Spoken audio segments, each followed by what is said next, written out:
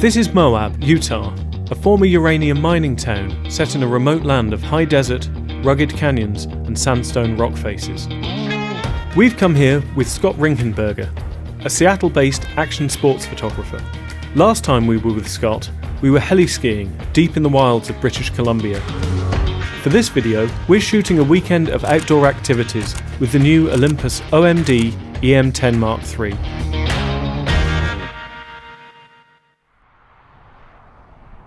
The M10 III is the entry-level model in the OMD lineup. It's a 16-megapixel camera built around the Micro Four Thirds lens mount. It features in-body stabilization, which works both for shooting stills and its 4K video. Most of all, it's a small camera with a lot of features and a lot of direct manual controls. It's designed to welcome the first-time user, but gives plenty of room to grow. So we've put it in the hands of an experienced pro, and me, a keen amateur.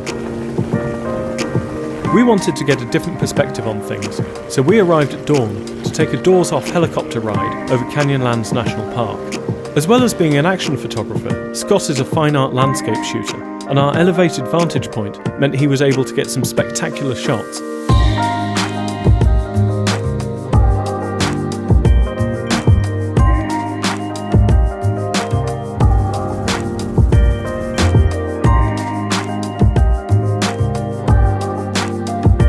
Meanwhile, I concentrated on recording the experience by shooting video.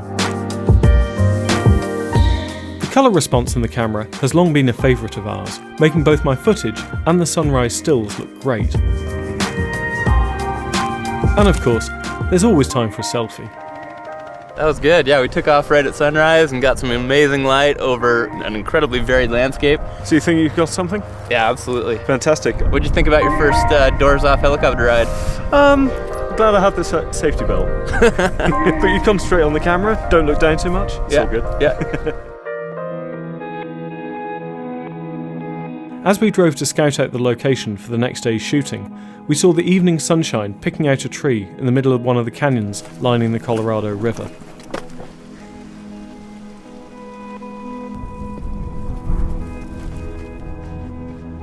Here's a cool shot for that super wide lens, man.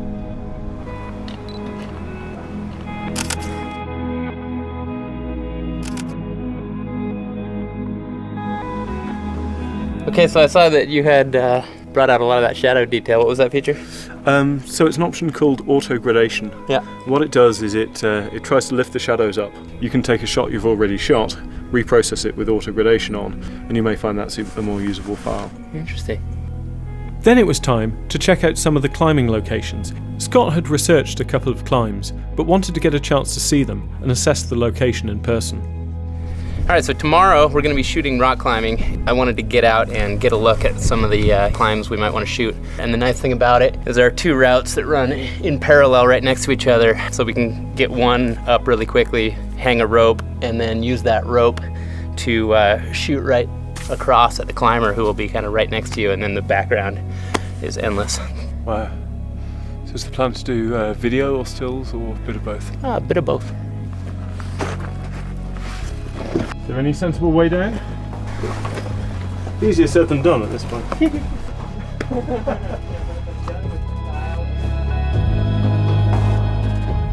Well, having come out here to scope out some of the climbing sites, we realised that we've timed it perfectly for sunset and then shortly the moonrise. Moonrise today, 6:27. Current time, 6:28. My plan is to use the camera's intervalometer to shoot a time-lapse series of images. And on the basis my camera's going to be shooting a series of something like 75 shots over the next hour. Yeah. There's not a lot I can do. I'm going to go and get myself a beer. Cheers.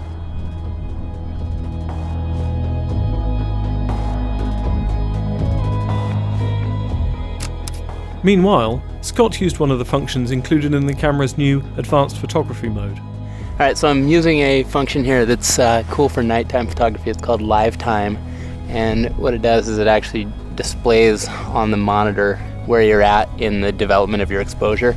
And so instead of sort of having to know or guess at how long a shutter speed to use, you can actually watch the shot develop on the screen and then just stop it when the exposure looks right to you.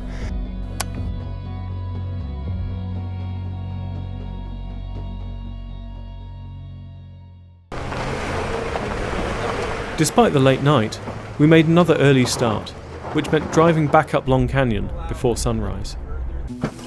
I'm not one for heights, or for climbing anything more than a ladder, so thankfully Scott had contacted Kelly Halpin to be our star climber.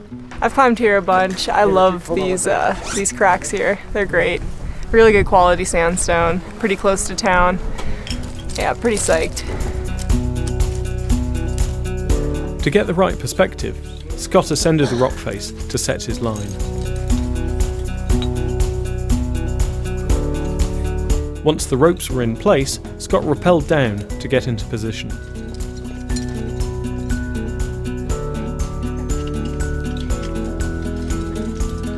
Got my camera, got a rope, I have a climber, she has a rope, and we're just gonna head up this thing in parallel here.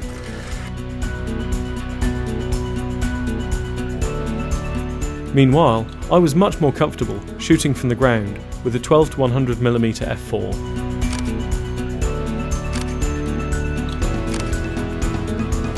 Scott's vantage point meant he was able to juxtapose Kelly against the vast scale of the landscape, yielding some remarkable results. Thankfully for him, it's quite a small light camera, given how much gear he's already having to carry.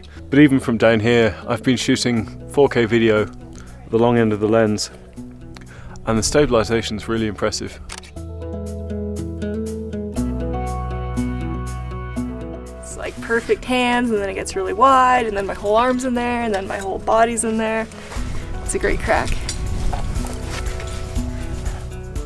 So I have the 7-14 2.8 zoom on here, which is a great lens for, when you're working close to a subject.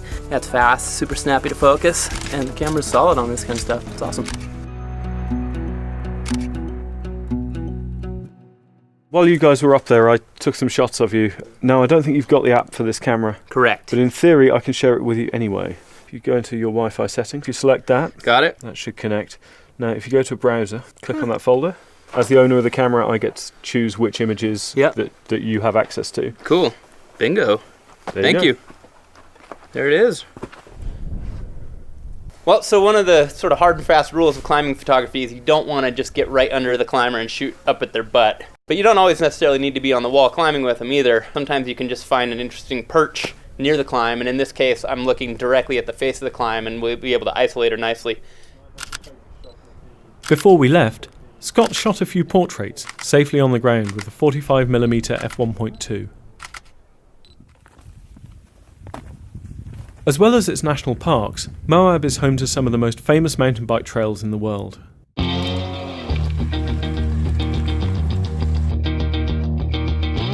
I've read about these trails in countless articles over the past 20 years, and today we're going to be riding one of them with Tyson Swayze and his partner Corey.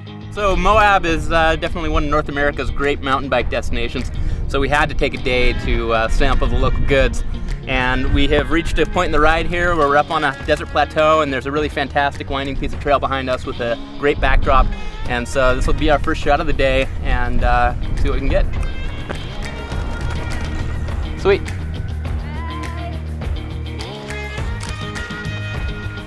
Not only is Tyson an incredible biker, but he was instrumental in designing and building the trail we're riding. The High Massa and Captain Ahab trails are a little more challenging than I'm used to, and top out at nearly 5,000 feet higher than the level of my desk in Seattle. More than ever, I appreciated being able to leave my tripod behind and stuff the camera in my hydration pack, meaning I could enjoy the trails rather than lugging my gear. Well, it's getting late in the day. The sun is getting very low now, lovely long shadows. Scott, do you want to describe this setup to us? Yeah, this is a great spot if you have confident athletes to shoot, because we are on the edge of a multi-100-foot cliff here. But we've got fantastic light, fantastic views, and a really cool stretch of slick rock that comes right along the edge of the canyon.